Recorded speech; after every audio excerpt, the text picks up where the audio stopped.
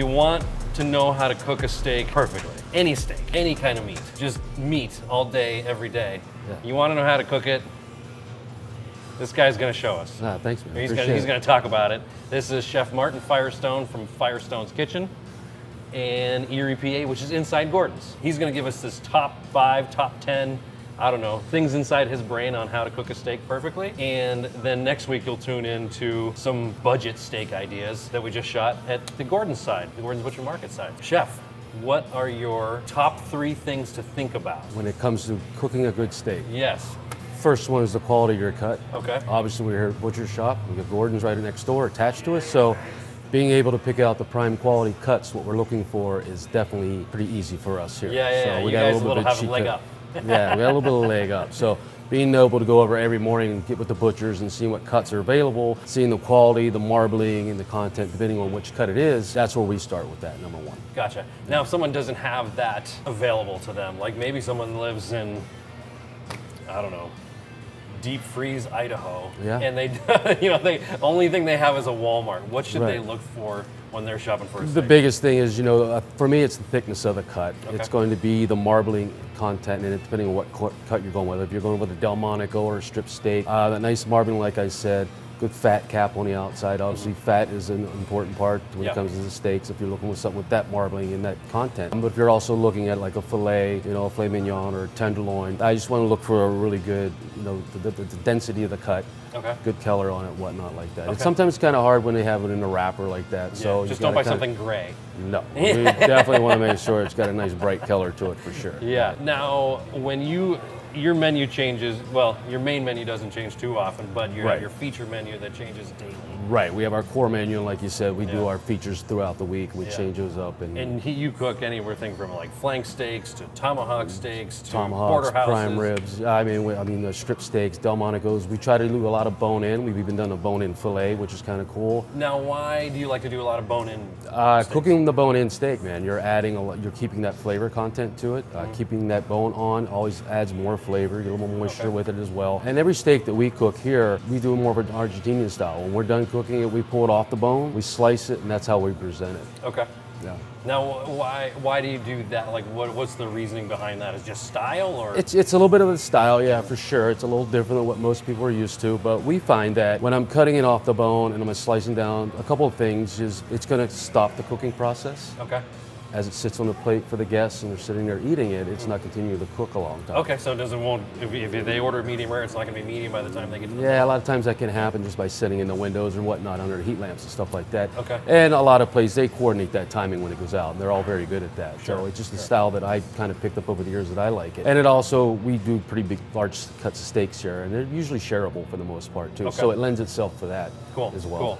Now, what are your favorite? Obviously, we've got 3 giant big green eggs behind us, and a Darth Vader helmet of an Italian pizza oven. Yes. Now, what are your favorite ways to cook a steak? Because you also have a full kitchen back here too. Right. So you've got pan frying, you've got deep frying, everything. We can go to all different styles. So, what of would cooking you with it. say your personal favorite way of cooking a steak is? My personal favorite is right over the hot coals on the green eggs itself. Okay. And it doesn't necessarily have to be green eggs. We're just lucky enough that that's what we have in house. So if you have a wood-fired grill, even a charcoal at home, that's going to work. So I like getting the real good hot coals. Surface temperatures probably about 600 degrees where I like to keep it. Okay. To get a good hard sear. And with our green eggs, the inserts that we have is the cast iron grates.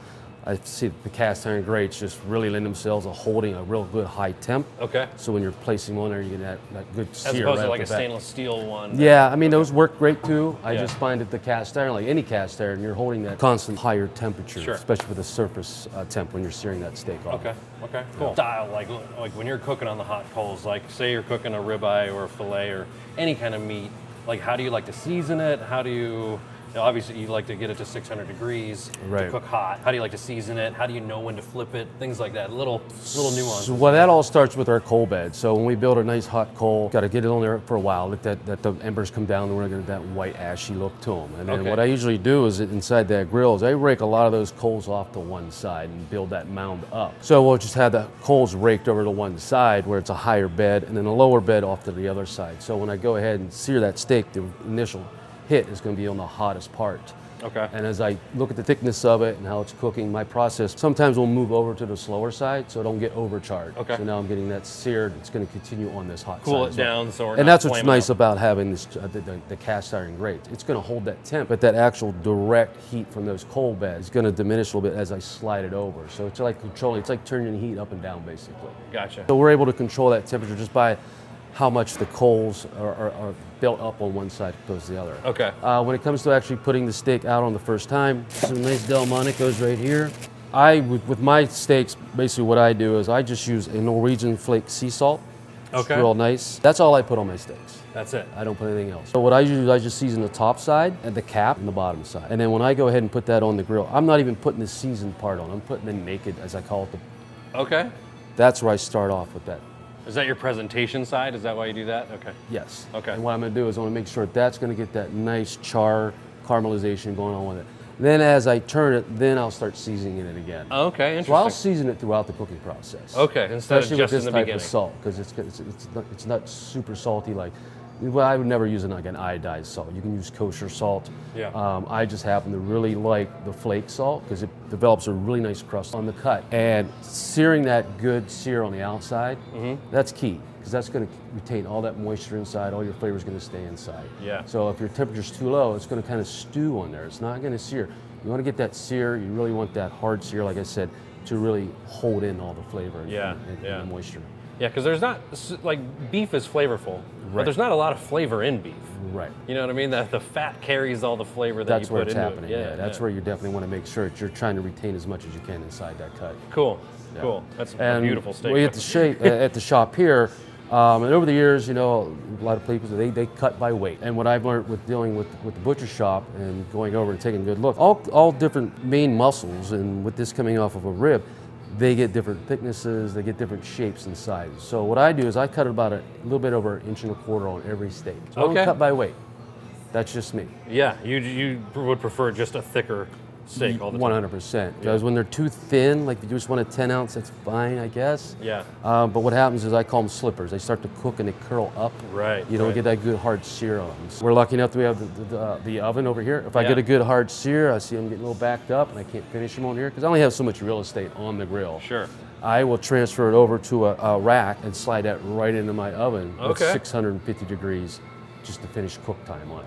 So that pretty much roasts them Right. instead of just always being on fire. Right, and when you Okay. get a real nice stick, like there's times when we use like the tomahawks, you're talking super, super thick. Yeah. You know, and we've done the reverse sear on that as well. So where we started off on the grill at like 200 degrees, nice and slow, till the internal temp gets about 105. Okay. And then I pull it off, or we would throw it on the grill to get that hard sear on a high temp, about 600 degrees, or I'll even transition right over to our pizza oven, Okay. which again is 650 degrees. Yeah. And then once that temp gets about 115, then I pull it out Okay. and let it rest. Cool. You know, the rest is another really, really important part of the cooking of your steak. Letting it rest is pretty important. To me, just as important as actually getting that good sear on it. Sure. Not letting it rest, obviously, those are cook enough steaks, and if you pull them off and you cut them the right way, it's bleeding out. Yeah. You need that rest. I mean, that rest is going to do several things. Number one, it's going to let that proteins and everything relax, and that's going to help it, you know, retain all that moisture that you're trying to keep inside Sure. through the process of the good hard sear and the hard cook. Now, the rest is definitely a super important part, but how do you do it in a restaurant? Because people want their food so fast, but the steak needs to rest so that the steak can taste the Right. perfect way. Yeah. Well, we basically play the time game on that. So Yeah. when we go ahead and look at the ticket and it comes in, obviously our steaks usually go on first compared to anything coming out of the backside, whether it's something that's a shorter cook time. Yeah. So it's just coordination. Okay. And it's just a matter of just being a conductor. You're basically timing everything out. You know, a lot of times we'll call it out, I got 5 out on a steak, Oh, okay. and then they know that they're doing the sides in the back, or they have other entrees coming up with that ticket going to that table. Gotcha. And we just got to coordinate. It's just communication is the key of Yeah. anything. And a lot of times I say, I'm on the rest. It's resting. They know I'm resting. They know I've got at least 5 minutes before I slice into the steak and present Nice. it. Okay. And that's all timing. And if I see Cool. someone getting a little antsy back there pushing food up, it's like, gotta hit your brakes, bro. The ball has to be there first. As we want every entree to come out nice and hot and prepared properly and not sitting in a window too long and getting aged out. So we want to make sure that we coordinate that time. Cool. All right, so we've got the hot coals. We've got, did we talk about cast iron? No, we didn't. That's one of my other favorite places. Okay, cool. I didn't mean to take your no, thunder there. no, man. Yeah. So cast iron is another big thing. Yeah. That you like to go 100%. And you can do those right on your range. I can put mine right on the hot coals. Okay. You know, I usually keep a pan in there if I'm going that route with it. I keep the pan on the grill at all time. And when it's time to sear, that thing has that, the pan has that heat that we're looking for. Gotcha. And we get the sear going. A lot of times we'll start doing some butter basting with it, whatnot, some fresh herbs or rosemary or fresh thyme. Okay. And just to get another flavor accent to it. Okay. Yeah. Now, how would you rank like just cooking over coals or doing like a steak that you're butter basting? Like how would you rank those? That's going to depend on your cut. Okay. Oh, yeah, okay. To me, like doing a strip steak that way, I think it comes out a little bit better because you're adding a little bit more flavor profile to it when you're doing the butter basting. Like a fillet works great that way too. Yeah. Again, you got a low fat content to that. Yep. So you're adding that other fat content. It will actually help that outside sear up and get a nice crust on it as well. Okay. Yeah. Nice. Now, would you do a ribeye that way, or? Yeah, I've done them that way before. Okay. Yeah. Cool. Yeah, definitely. So cast iron, it kind of seems kind of funny if someone's watching you. You've got this big, beautiful, big green egg, right? But you throw the steak in the cast iron. Right. Like, what's your whole reasoning behind that? Again, that way I'm depending on the cut, and if I'm going for a different presentation with the cut, whether it be the Delmonico or a bone-in. Something like that. I would say if I want to make sure that that's something I want to be butter based because I'm trying to add maybe a fresh herb flavor to it. Okay. It being in the pan lends itself to being able to baste. And Gotcha. We also do a brush. We call it a mop. Okay. Where it's basically just fresh herbs tied together, Right. rosemary, thyme, and we have a butter on the side. We dip it in that, basically just brush it as we cook too. Gotcha. We do that over the open flame a lot too. Okay. As well. And then, so after you get it to a certain temp, then you throw it in the oven. Is that your typical? A lot of times I don't have to. Okay. It depends on how busy we are. Right. It's really a coordinated dance. Yeah. A lot of times, if I get a table that wants 7 steaks, I get them seared off real nice here. Transition to a sheet tray with basically a rack on it. Okay. And it's important with that rack if you're going to slide into an oven because now it's raised up off of that sheet pan. Right. If you have it sitting down on it, it's going to start to stew in that. So now you get that dry heat basically. It's going to go all the way around it. So nice, and you've got that rack preheated already, so that's hot as soon as you put that on. It's going to slide right in. Nice. And then we pull off and we rest on a cool rack. Okay. Because if it's still hot, it's going to continue to cook. Yep. So we have our cooling rack that we basically let our steaks rest on. Nice, before. okay. And you don't necessarily always have to slice your steak. That's just the way we kind of rock it out here. Yeah. So if you would just let it sit on that cooling rack, let it cool for at least 5 minutes. Those are great tips. So I just did a video where I said my favorite way to pan fry a steak. Yeah. And I threw the whole pan in the oven. Perfect. Yeah, just transition like that. But next time maybe I'll try throwing it on a rack to get that more of a sear on the bottom. You'll see a big difference on the bottom of it. Yeah. Yeah, because for me it's really important to have that crust on the top as well as on the bottom too. Absolutely. Yeah. And if it's not on the bottom, bleeding right out on you. Okay. Great tips. I'm definitely going to use that one. Flambeau. Yeah. No. I didn't ask him about this, but this is something that I filmed him a long time ago doing, and then he let me borrow it for a video that I was making. Do you still have it? No, I gave that back two years ago. It's not here right now. I'm not sure where it is. That's okay. But I've you got got footage of it. I definitely yeah. gave it back to you. Yeah. Okay. Did you give it back? We'll say you did. So is that? Would you say? Do you do that often, or that's like a special occasion? I do it once in a while. Yeah. It makes a nice little show, but I mean, you get some really we'll use Wagyu fat. Yeah. Maybe some duck fat, depending on what we have available, and Okay.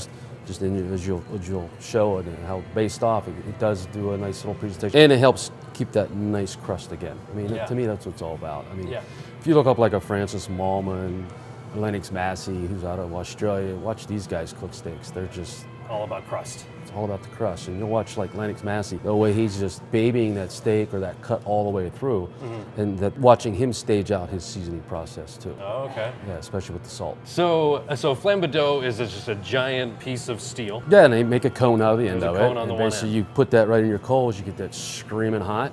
And there's a fine line between too hot, not hot enough. Okay. Obviously. Yeah. And then you just want to hold it right, and you'll see, and you just drop that fat right down there, and immediately it'll come down through and start to render. Usually catches on fire, which is nice. Yeah. And then you're just basically basting it with So that. they've got fire coming out the top, Yeah. fire coming out the bottom, and fat dripping on your steak, just melting onto your steak, Yeah. making additional crust. It's madness and it's beautiful all at the same time. I would say if you want to really put on a show, make sure you do it outside. Oh, yeah. Put on a show for people. A flambe d'eau is something cool. But what's another like one of your main go-tos or tips that you can give to people who say they have never even made a steak before and they really want to make a steak? Like, what's your top 3 tips you could give that person? Top 3 tips. As far as the actual cooking process? Yeah. If you're gonna do it in a pan, get the cast iron. Okay. Don't even mess around. Okay. You know? And if you're lucky enough to find old Griswold, There you go. never let it go. Yeah. You know, but Lodge makes some good ones, and there's some Yeah. of the ones out there. Biggest one is getting it seasoned properly before you get into it. You know? Mm-hmm. And there's 1,000 videos that show you how to do that. You know? Right. And getting it super hot. The other one is when you're bringing your steak out, let it not exactly come completely to room temp, but not ice cold. Okay. Because if it's an ice cold steak and you go to throw it on the grill, it's going to take a little longer to cook. Right. But now you're trying to transition that cold temperature to a cooked temperature. Yeah. So you're gonna get gray. Yeah, it's a little better. Like as soon as we know we're getting order, we pull them out. Yeah. We kind of let them sit there for a few minutes before they go on the grill. Okay. And I don't really pre-season either. Okay. A lot of people do, and that's fine. For me, I find out if you pre-season, it draws a lot of moisture out of the steak itself. Yeah. A lot of people are like, oh, I'm gonna put all this seasoning on it, but that's fine. Yeah. It's personal preference. Yeah. As long as you have enough time to let it rest for a couple hours before, if you're gonna do that. Yeah. Okay, cool. I mean, those are great tips. The cast iron thing, like, there's a lot of expensive pans and cookware out there. Like, for instance, I bought those Hexclad pans, and I love them, but they're kind of expensive. But you can get a nice Lodge cast iron pan for $50 Yeah, depending on what size. Yeah. Yeah, you can even go to Walmart. They have them for $12. I have one of them, and I use it all the time. But it does the job. Yeah, you get the cast iron, like a griddle, like the griddle ones. Yeah. Those work pretty good. That's a great idea. So if you've got like a gas range, a gas stove, and you can get one of those griddle tops for it, and that'll sear it like crazy too. Like a French grill. On one side they're flat, and the other side they're kind of ridged a little bit. Right. A lot of people will get hung up on the X's. They want those marks on their steak. Yeah. And that's fine, but for me, it should be completely seared. Yeah. Again, the crust. You want that sear all the way around that meat. Yeah, we're not going to Lone Star and throwing 8,000 pounds of salt on our steaks. The dust. So and then salt and seasoning. So you like the flake salt, Yep. and you can probably get this on Amazon. Where do you order yours? Yeah, I get through my local purveyor, but you can get it on Amazon. You can find it anywhere. There's lots of different types out there. A lot of people get like the Himalayan salts and different salts, and you can just play around with them. I mean, it depends on the flavor profile that you personally like. For me, I have to think about the masses. Right. It's not an individual for me, so it has to be across the board. Plus, it keeps our standard to where we like it, and it's consistent with what we put out, and people who love it, what they expect when it comes to Firestones when they see the steak coming out. Awesome. Cool. Well, any parting words of advice? I hope this has helped people. I mean, it's already helped me. Just the one little tip. I mean, our biggest thing is we don't take temps on our steaks here, depending on the cut. Yeah. It's our discretion. We won't cook them over medium. Yeah. That is the limit. I mean, it's after that, go pot roast, man. Yeah. But why is that the way you do it? I think you're just really doing a disservice to a really good cut of meat, like overcooking it. Yeah. And people were raised that way. I mean, when I was a kid, long before, I even got into the culinary side of it, steaks were always cooked well done. Yeah. Growing up, and then when you start getting into eating steaks that are cooked properly in a lower temp and like medium rare, you don't have to go rare. For me, some steaks rare, I don't like them that much, but medium rare seems to be our sweet spot on everything like that. And we've converted a lot of people. Yeah. And people, I only eat it well done. I'm like, you know what? I'm not going to cook it that way. I apologize, but this is the way we do it. Yeah. We'll go medium, try it. 9 times out of 10, they're like, holy shit. Yeah, it's a whole different world of flavor. That tastes like meat. That tastes like meat, right? You're welcome. Awesome. Yeah. Well, cool, man. I mean, I appreciate this is his day off, so he was generous enough to take the time. No such thing as days off. This is true. He is here working. Yeah. He is here working, and I interrupted his day to talk about meat and steak and salt. So thank you. I appreciate it. And if you have any questions for Chef, you can relay them through the comments below, and I'll try to I'll fire him some of the questions. And if you've got questions, hit them up in the comments, and we'll get him to respond through me probably. And that's another thing is his name is Firestone. I don't think there's a better name for cooking steaks out there. It was like you were just born into it. I didn't come out of the womb with a steak in my hand, but Sure you I was didn't. pretty young. All right, man, thanks. Thanks, man. Appreciate it. Appreciate it. I appreciate you. Thanks for watching.